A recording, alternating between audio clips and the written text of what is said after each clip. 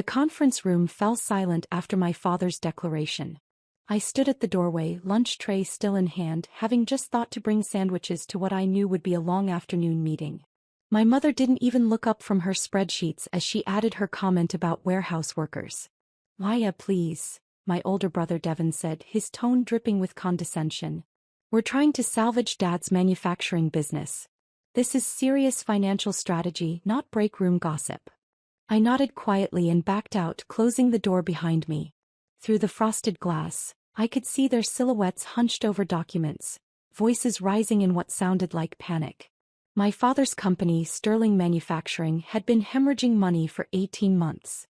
I knew the details, all of them, but they'd made it abundantly clear over the years that my input wasn't welcome. "Still bringing them food?" asked Rita, our longtime receptionist, as I passed her desk. "Honey, when are you going to stop letting them treat you like the help?" "It's fine, Rita," I said, setting the tray on her desk. "Want a sandwich?" She shook her head, her expression sympathetic. Rita had been with Sterling Manufacturing for 23 years. She'd watched me grow up in these offices, first as the youngest child trailing behind my successful siblings, then as the family disappointment who'd chosen to work in the warehouse instead of getting an MBA like Devin and my sister Veronica. What Rita didn't know, what none of them knew, was that I'd done far more than just get an MBA. But that was information I kept carefully guarded, just like I'd guarded it for the past 7 years. I headed down to the warehouse floor, where I officially spent my days as an inventory logistics coordinator. It was honest work and I genuinely enjoyed it. The warehouse staff respected me because I actually did my job well, never pulling rank or acting like I was above the work. I knew every product line, every supplier, every shipping route. I'd optimized our inventory system twice in the past 3 years, cutting overhead by 17%. My family had barely noticed. Devin took credit for the improvements in his quarterly reports to Dad. "Hey Maya," called out Jerome, our warehouse supervisor. "Got a minute? The new scanning system is doing that weird thing again." I spent the next hour troubleshooting the software, my mind only partially on the task. The other part was running calculations about my family's business crisis. I'd seen the real numbers, not the sanitized versions they discussed in their meetings, but the actual financial statements. Sterling Manufacturing was 30 days from insolvency. They didn't know I'd seen those numbers. They definitely didn't know I was the reason they'd gotten an emergency meeting with Cascade Investment Group, one of the most exclusive private equity firms on the West Coast. My phone buzzed. A text from my mother. "Family dinner tonight. 7 p.m. Your father wants everyone there." No, please. No explanation. Just an expectation that I'd show up. I arrived at my parents' house that evening to find the circular driveway crowded with cars. Devin's new Mercedes, Veronica's Tesla, and several vehicles I didn't recognize. Through the large windows I could see people in business attire mingling with drinks. This wasn't a family dinner. This was a business event. I parked my modest Honda on the street and walked up the driveway. The front door was unlocked and I could hear conversation and laughter from the dining room. As I entered, the scene became clear. My parents were hosting their potential investors, trying to wine and dine their way into a bailout. "Paya." My mother's voice cut through the chatter. She rushed over, her smile tight and artificial. "There you are. Could you help Sonia in the kitchen? We're running behind on the appetizers." Not join us. Not meet our guests. Just an immediate delegation to kitchen duty. "Of course," I said quietly. Sonia, our parents' longtime housekeeper, looked mortified when I entered the kitchen. "Miss Maya, you shouldn't be helping. Your family." "It's okay, Sonia. What do you need?" We worked in companionable silence, arranging canapes and filling champagne flutes. Through the serving window I could observe the gathering. My father was holding court with 3 men in expensive suits, his laugh too loud, his gestures too expansive. Devin stood beside him, nodding eagerly at everything the men said. Veronica was charming, a woman with severe glasses and an tablet, probably an analyst. "Your father is very stressed," Sonia whispered. "I heard him on the phone this morning. Something about a Monday deadline." I nodded. Monday was when the investment committee would vote on whether to approve emergency funding for Sterling Manufacturing. My father needed $94 million to restructure debt, update equipment and cover operational shortfalls. Without it, the company would begin bankruptcy proceedings by the end of the month. Paya. Devon appeared in the kitchen doorway. We need more ice. Can you run to the store? There's ice in the garage freezer, I said. That's not enough. We need the good ice. The clear kind. There's a specialty store about 20 minutes away. He was deliberately getting me out of the house. I could see it in his expression, the barely concealed smirk.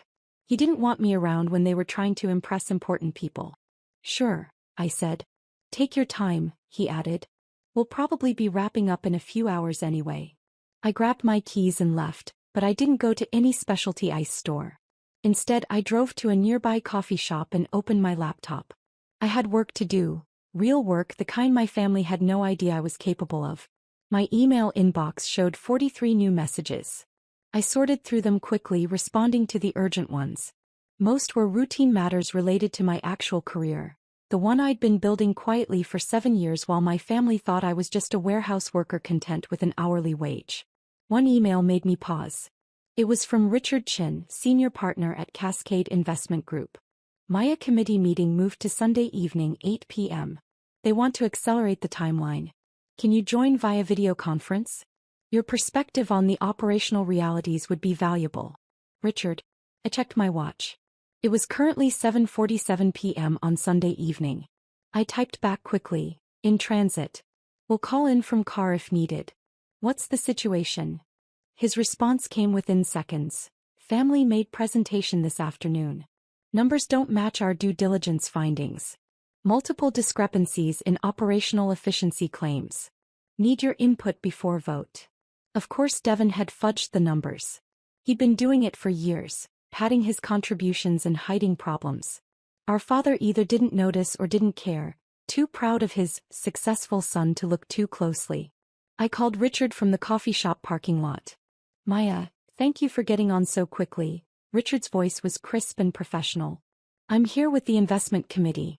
We've just finished reviewing Sterling Manufacturing's pitch and we have concerns. What kind of concerns? I asked, though I could guess. They're claiming a 32% improvement in logistics efficiency over the past 3 years, attributing it to new management strategies implemented by Devon Sterling. However, our operational audit shows the improvements were actually systemic changes to inventory software and shipping protocols. The documentation we found suggests these changes were designed and implemented by someone else entirely. The signature on the internal memos is illegible, but it's definitely not Devon Sterling's. What do you need from me, Richard? The truth. Did Devon Sterling create these efficiency improvements? I paused, considering my words carefully. No. Devon Sterling has never worked a single day on the warehouse floor. He doesn't understand our inventory system well enough to optimize it. The improvements came from analyzing 3 years of shipping data, identifying bottlenecks, and implementing targeted software solutions. Devon wrote reports about the improvements after they were already working. Who designed these solutions, Maya? I did. There was a long pause. I could hear muffled voices in the background, the committee members conferring. Richard came back on the line. Maya, we need to ask you some direct questions about Sterling Manufacturing's operations. Your family's presentation painted a very different picture than what we're seeing in the actual operational data. Before we commit $94 million, we need to understand what we're really investing in. For the next 40 minutes, I answered their questions. I explained the real state of Sterling Manufacturing's operations, the genuine improvements versus the fabricated claims, the actual challenges versus the minimized problems. I laid out the truth systematically and without emotion, backed by data I'd been quietly collecting for years. This is remarkable, said a woman's voice I didn't recognize. Miss Sterling, your analysis is more thorough than what we received from your family's entire management team. Why aren't you in a leadership position at the company? That's not a decision I've been invited to participate in, I said simply. More muffled conferring. Richard came back. Maya, the committee is requesting your presence at the final approval meeting tomorrow. 2 p.m. at our downtown office. Your family will be there to receive our decision. We'd like you there as well. I'm not sure that's. It's not a request, Maya. It's a condition of our continued consideration. If you're not there, we're walking away from the deal. I closed my eyes. This was it. The moment where everything would come out. I'll be there. Good. And Maya? Come prepared to discuss your actual role in this company's operations. The committee has some questions about the structure we're being asked to invest in. I sat in my car for a long time after the call ended, watching the evening shoppers come and go from the coffee shop. My phone buzzed with a text from my mother. Where are you? Party's over.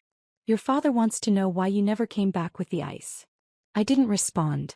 The next morning, I dressed carefully for the investment meeting. A tailored navy suit I kept for occasions that never seemed to arise, professional but not flashy.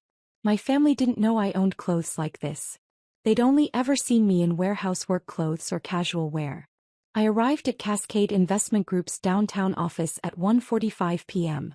The building was all glass and steel, 50 stories of financial power. The lobby alone probably cost more than my annual salary at Sterling Manufacturing. Maya Sterling for the Sterling Manufacturing Investment Committee meeting, I told the receptionist. She checked her computer, her eyebrows rising slightly.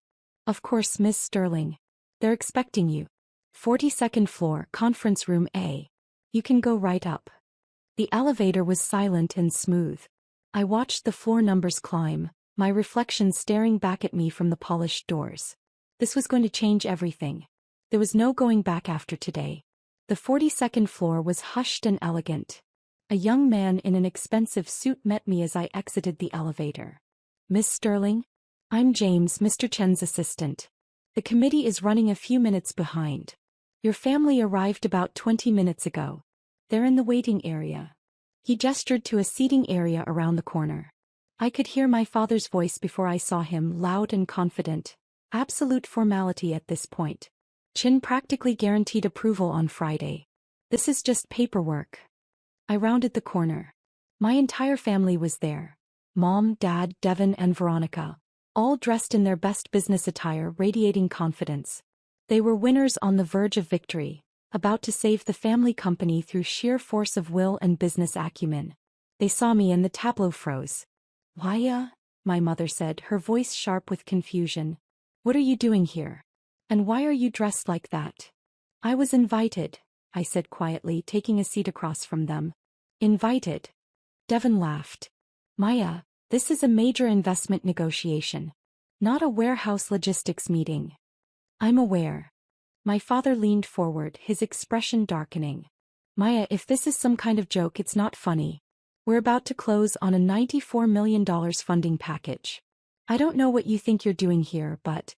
Mr. Sterling? James interrupted smoothly. The committee is ready for you now. All of you. Please follow me. The conference room was intimidating.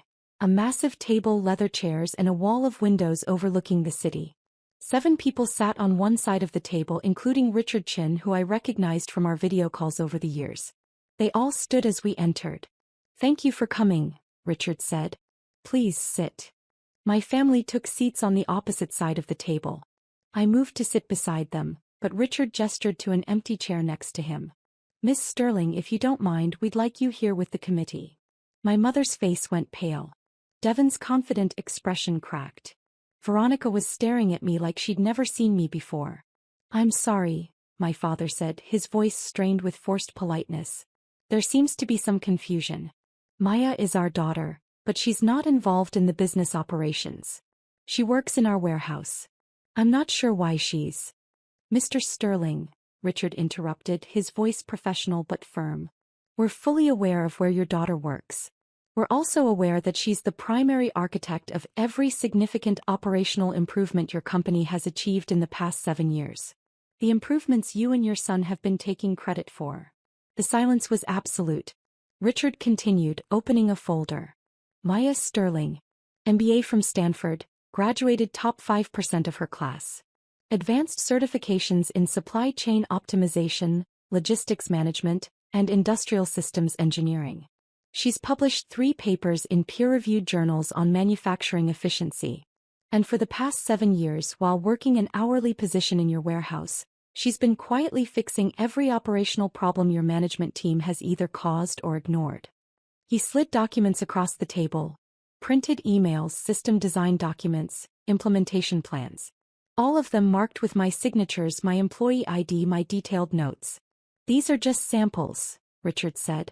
We have hundreds of pages of documentation proving that Maya Sterling is the only reason your company has remained functional enough to even qualify for investment consideration. My father was staring at the documents like they were written in a foreign language. Devon had gone from red to white to red again. My mother's hands were shaking. Furthermore, Richard continued, and now his voice had an edge to it, your son Devon has been systematically taking credit for Maya's work in official reports for the past 4 years. He's claimed personal responsibility for efficiency improvements he didn't design, cost savings he didn't create, and operational innovations he doesn't understand. That's fraud, Mr. Sterling. Fraud that you've apparently been complicit in either through ignorance or intention. Now wait just a minute. My father started to rise from his chair. Sit down, said the woman to Richard's left.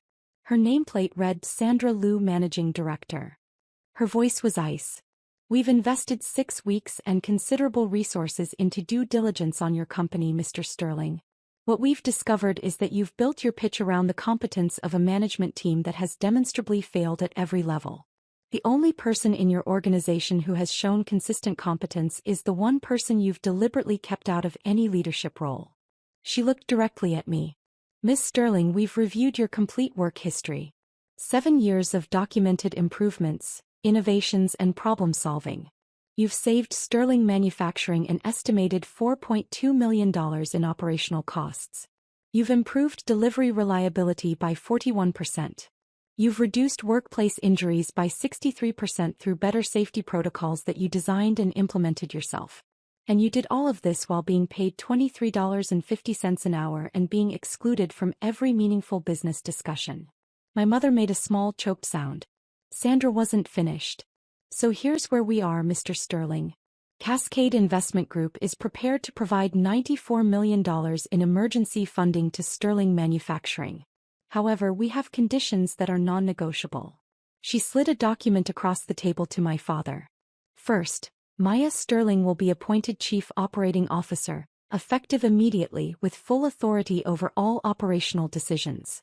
Second, Devon Sterling will be removed from any operational role and placed in a limited advisory capacity with no decision-making power.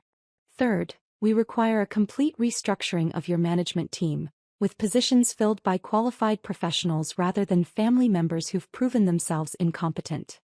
This is absurd. Devon exploded. You can't, she's a warehouse worker. She doesn't have the experience to. She has an MBA from Stanford and 7 years of documented excellence in operational management, Richard said coldly. What she doesn't have is a track record of lying on official reports and taking credit for other people's work. Unlike you, Mr. Sterling. Veronica, who'd been silent until now, spoke up. And what about me? I'm the CFO. I've managed our finances. Into the ground, Sandra said bluntly. Miss Sterling, your financial management has been adequate at best and negligent at worst. You'll be replaced by a CFO of our choosing. You can stay on as a financial analyst if you're willing to actually do the work, but your executive role is over. My father was shaking his head, his face flushed. No, absolutely not. I'm not going to let you come in here and humiliate my family, put my youngest daughter, who's never shown any interest in leadership, in charge of my company, and push out my son who's worked his whole life. Your son has worked his whole life taking credit for your daughter's achievements, Richard said. And your daughter has shown nothing but interest in leadership. You've just been too proud or too blind to notice. She's been leading, Mr. Sterling. She's been leading from the bottom up, doing the actual work that's kept your company alive while your management team has been playing executive. He leaned forward. Here's what's really happening today. You have a choice. Accept our terms, give Maya the authority she's earned and should have had years ago and save your company. Or refuse, walk away from this funding and file for bankruptcy within 30 days. Those are your only options. The silence stretched out.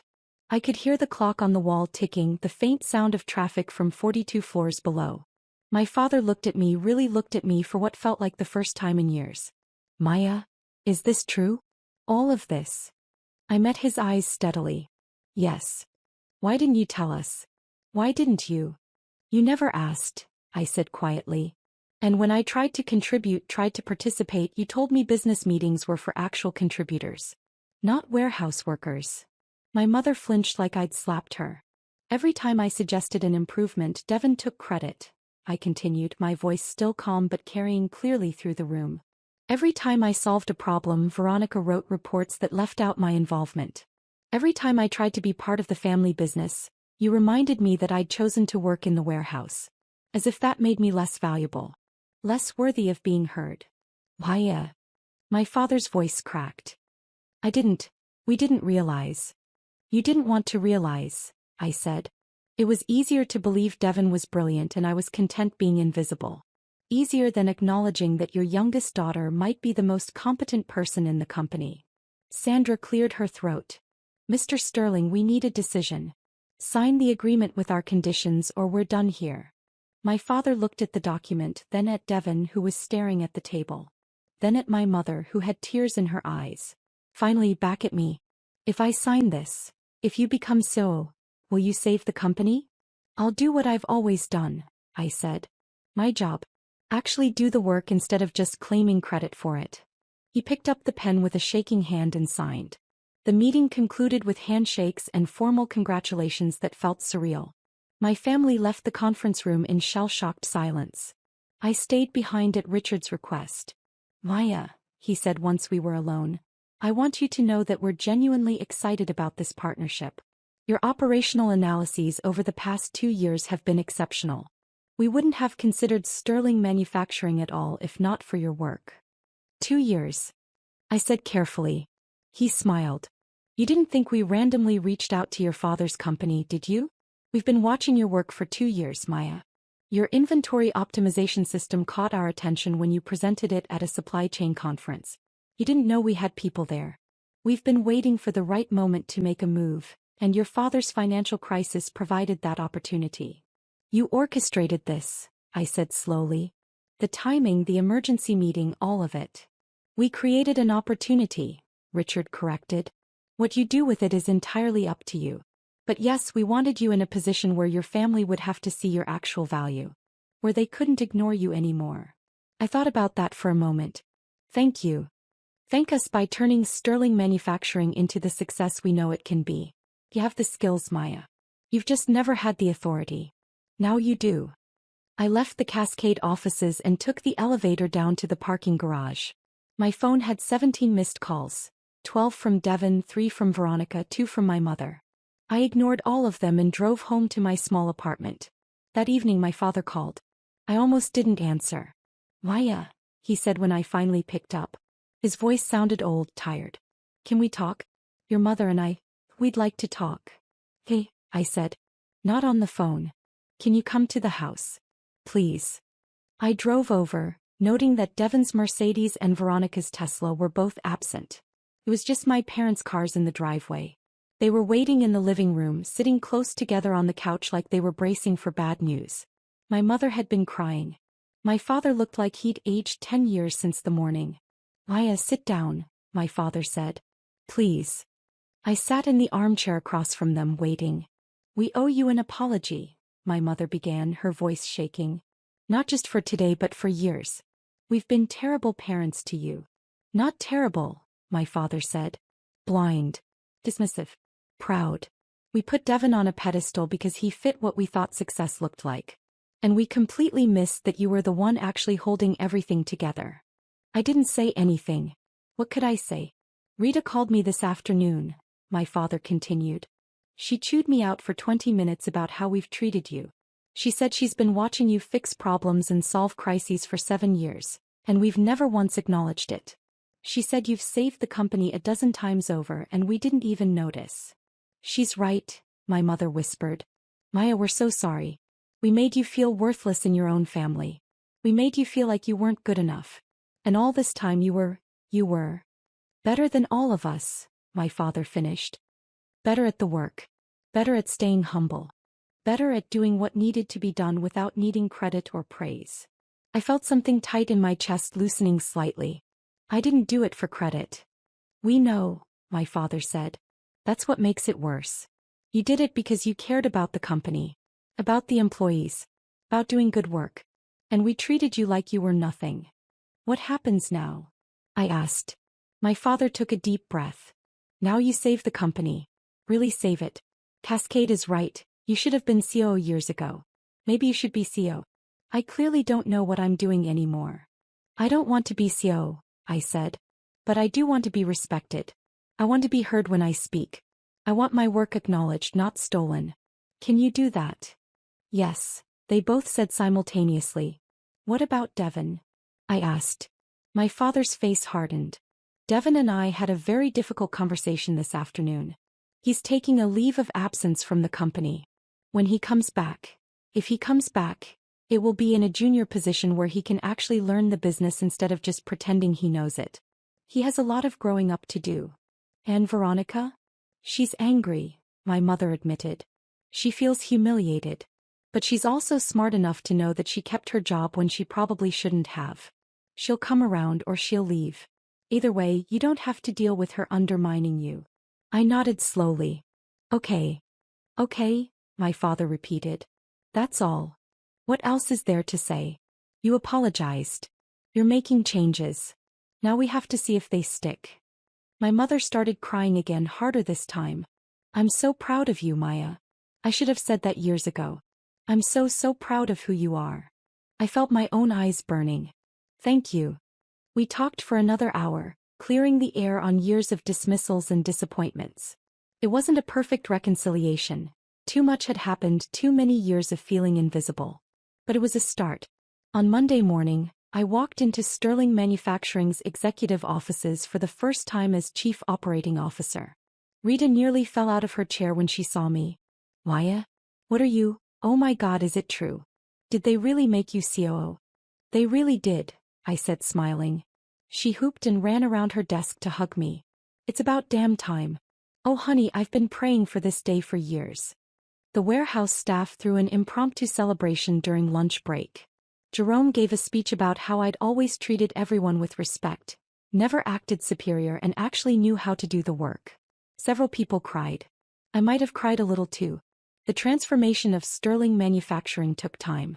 I spent my first month as COO systematically documenting every operational process, identifying inefficiencies, and implementing evidence-based solutions. I promoted 3 warehouse workers to management positions because they demonstrated competence and leadership. I fired 2 executives who'd been coasting on tenure rather than performance. The numbers started improving immediately. Within 6 months, Sterling Manufacturing was ahead of every projection Cascade had made. Within a year, we were profitable for the first time in 3 years. Devon eventually came back to the company working in sales. He was better at it than he'd ever been at operations, and he was humble enough now to admit when he didn't know something. We weren't close, but we were civil. Veronica left after 8 months to take a CFO position at another company. We wished her well. She's apparently doing fine there. My parents and I rebuilt our relationship slowly. Trust doesn't come back overnight, but they made genuine efforts to see me, really see me, and to value my contributions. My father started asking my opinion in meetings and actually listening. My mother stopped making comments about my clothes or my choices. 2 years after becoming COO, Richard Chin called me. Maya, we're impressed with Sterling Manufacturing's turnaround. The board wants to discuss acquisition opportunities. Are you interested in exploring expansion? Send me the details, I said. I'll review them with my team. My team. People I'd hired, trained, and empowered. People who were competent and dedicated and actually did the work. Richard laughed. You've come a long way from the woman who was just bringing sandwiches to meetings. No, I said quietly. I was always this person. People just needed to stop assuming otherwise. I hung up and looked out my office window at the warehouse floor below. Workers were loading trucks, moving inventory, doing the essential work that kept everything running. Real work. Important work. The kind of work I'd never been ashamed of, even when my family thought I should be. My phone buzzed with a text from my father. Dinner tonight? Your mother wants to celebrate your Forbes profile coming out. I smiled. The Forbes article had been unexpected. 30 under 40 manufacturing leaders to watch. They'd interviewed me about turning around a failing family business while working from the warehouse floor up. The profile was titled, "The COO Who Fixed Everything While Everyone Else Took Credit." I texted back, "I'll be there." Some stories take years to unfold. Some power reveals happen slowly in boardrooms and balance sheets rather than dramatic confrontations. But the ending is the same. Truth comes out, competence rises, and the people who did the real work finally get recognized. I'd spent 7 years being invisible, dismissed, and underestimated. Now I was exactly where I'd always deserved to be, leading the company I'd been saving all along.